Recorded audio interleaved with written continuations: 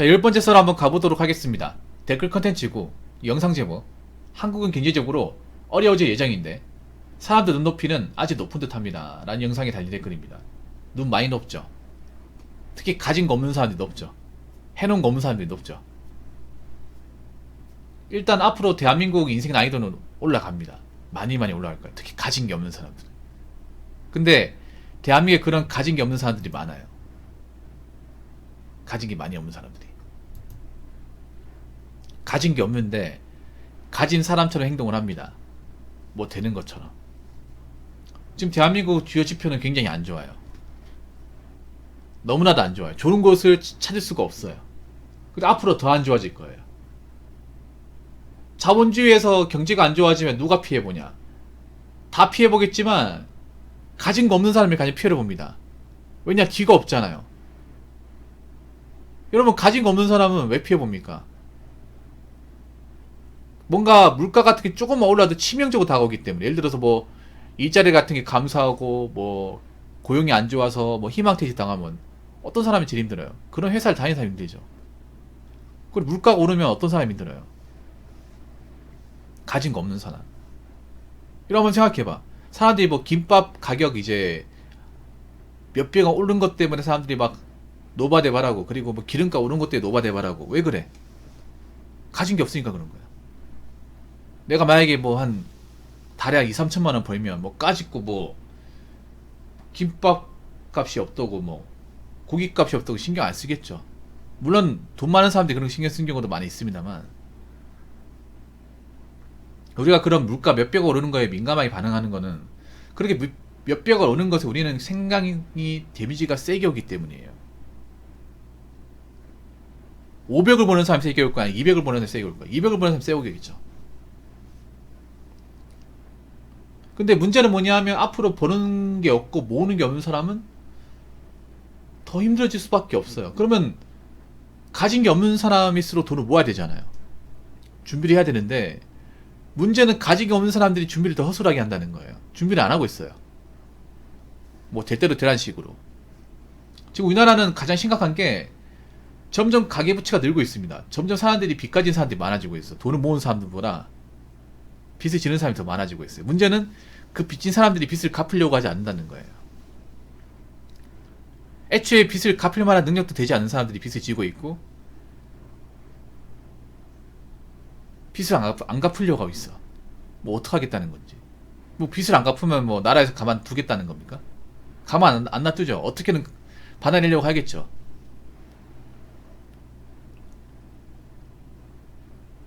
난 좀 이상해, 사람들이 점점 가면 갈수록. 사람은 현실을 사는 동물인데 비현실적으로 행동을 합니다. 아니, 성인이면 당연히 이제 자기가 한 행동에 대해 책임을 져야 되고 책임지지 못할 거면 하면 안 되잖아요. 근데 누가 봐도 책임지지 못할 행동인데 하고 있어요. 일단 젊은 사람들이 얘기하고 싶은 거는 지금 젊은 사람들의 소비 수준이 말도 안 되게 높습니다. 근데 하고 싶은 게 많아요. 하고 싶은 거 많은데 내가 벌 수 있는 돈은 얼마 안 돼. 그러면 그걸 다 해야 될까요? 다 하면 안 되겠죠. 사실 난 그런 말씀 드리고 싶어요. 요즘 젊은 사람들이 하고 싶은 게 많은데 오히려 그런 것들 많이 절제해야 돼. 어떻게 사람들이 다 하고 싶은 거 하고 삽니까? 가지고 싶은 거 다 가지고 살까? 먹고 싶은 거 다 먹고 살까요? 그거 다 안 하고 살아도 돼. 안 하고 산다고 해서 뭐 무슨 일이 발생하고 불행해지는 거 아니에요. 우리 진짜 불행해지는 건 뭐냐 하면 하고 싶은 거 아무 눈치 없이 뒤에 안 바라보고 하다가 나중에 돈 없어가지고 하루하루가 피말리는 거예요. 그게 진짜 힘든 거예요. 근데 지금 문제는 뭐냐 하면 많은 젊은 친구들이 그거 몰라. 나중에 자신들이 정말 빚 때문에 핍박받고 살고 인생 자체가 얼마나 헬게이트가 되는지 몰라요. 굳이 그걸 겪어보려고 합니다. 더군다나 우리는 지금 앞으로 가면 갈수록 이제 돈 벌기가 힘들고 그 자리 지키기 힘들어요. 그래서 내가 뭐 집에 돈이 많은 것도 아니고 뭐 능력이 좋은 것도 아니고 뭐 집이 잘 사는 것도 아니야. 그러면 돈 모아야 돼요. 내가 내세울 거 없다. 돈 모아야 됩니다. 하고 싶은 게 있으면 참아야 돼요. 간혹 그런 댓글 달립니다. 붕어형, 뭐 가진 거 없는 사람 아무것도 하면 안 됩니까? 가진 거 없는 사람은 뭐 여행도 가면 안 됩니까? 차도 끌면 안 됩니까? 네, 안 됩니다. 안 됩니다.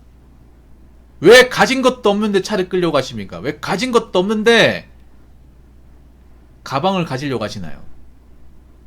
그런 것도 못 참는데 무슨 뭐 대한민국에서 잘 살겠다고 뭐 미래는 나아질 거라고 희망을 가집니까? 희망적인 게 없잖아요. 누가 봐도 마이너스인데 무슨 마이너스 희망을 가집니까?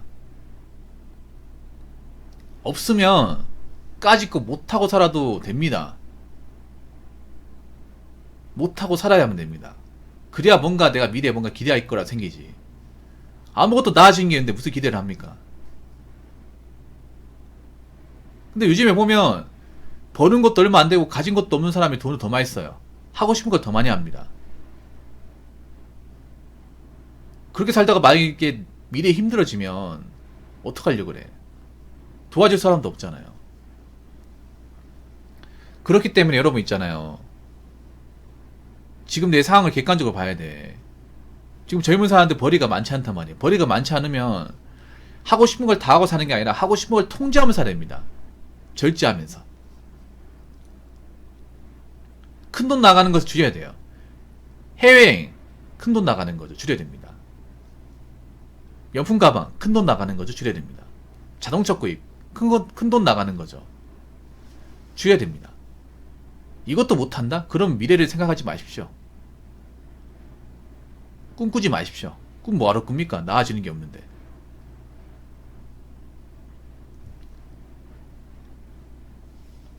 자, 댓글 한번 읽어보도록 하겠습니다. 어른들이 그런 말 해서 그렇죠. 사무실에서 에어컨, 히터 바람 맞으면서 편하게 근무하면서 내가 못한 거 너가 대신 이루어라 하면서 자식에게 강제로 이루려고 하다 보니 오피스직 선호현상이 두드러지는 것 같습니다. 사실 어른들이 좀 잘못한 게 있어요. 586분들이 잘못한 게 뭐냐 하면 무조건 대학 나와라.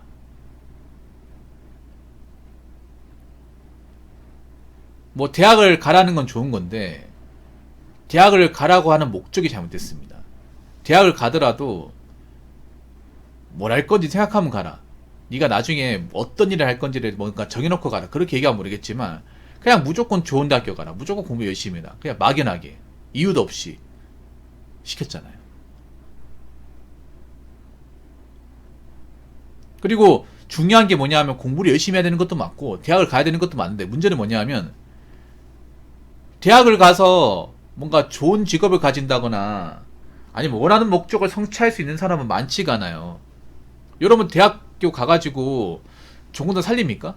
살린 사람 얼마 없잖아요. 여러분 대학을 가는 것도 굉장히 큰 돈 나가지 않습니까? 그리고 저는 사무실 같은 데서 일할 수 있는 사람도 많지가 않아요. 앞으로 사무실 일자리 점점 줄겠죠.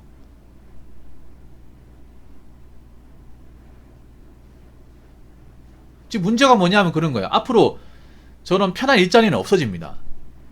편한 일자리는 점점 없어져요. 왜냐? 4차 산업이 들어와가지고 그 자리를 대신하기 때문에 어떻게 돈을 벌어야 될 거 아니야. 그럼 편한 자리만 할 게 아니라 편하지 않은 자리도 내가 할 수 있으면 비집고 들어가야 돼. 원래 내가 원했던 자리가 아니라 하더라도 돈을 벌려면 살려면 해야 돼. 근데 요즘에 보면 너무 젊은 친구들이 워라밸 따지면서 조금만 힘들면 뭐 못하겠다면서 그만두려고 그래. 차라리 일 안 하는 백수가 낫다면서. 백수가 뭐가 나아?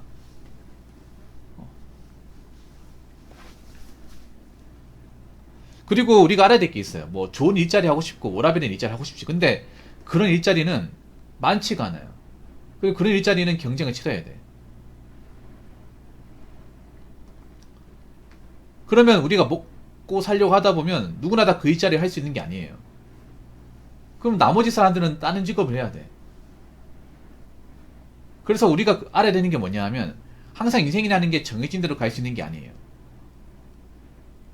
인생이 어떻게 될지 몰라요.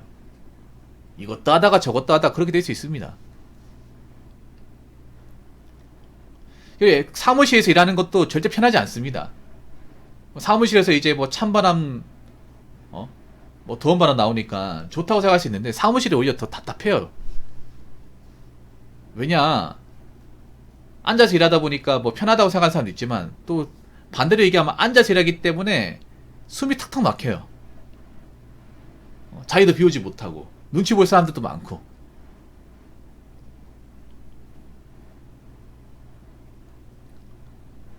사무실에 빌런 같은 사람 있으면 하루 종일 앉아서 일하는 것도 굉장히 힘들어요. 그리고 사무실 일자리라는 게 또 고용도 불안하고. 막상 일해보면 그런 거 느낄 겁니다. 아, 사무실 너무 답답하다. 아, 저 사람들은 하루 종일 일해야 돼. 아, 나 못하겠다. 아, 난 이렇게 한 군데서 이렇게 정착해서 하는 거 못하겠다. 그런 사람도 있잖아요. 그리고 이제 사무실 일은 점점 가면 갈수록 없어질 겁니다. 그러면 사무실 일이 아니더라도 다른 일 할 수 있는 거 찾아야 돼.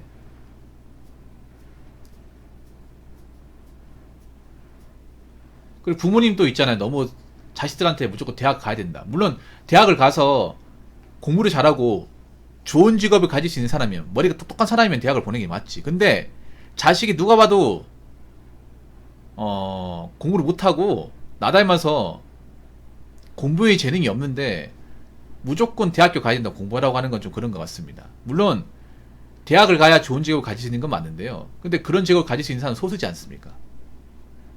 뭐 대한민국에 쓸모없는 대학들 많잖아요.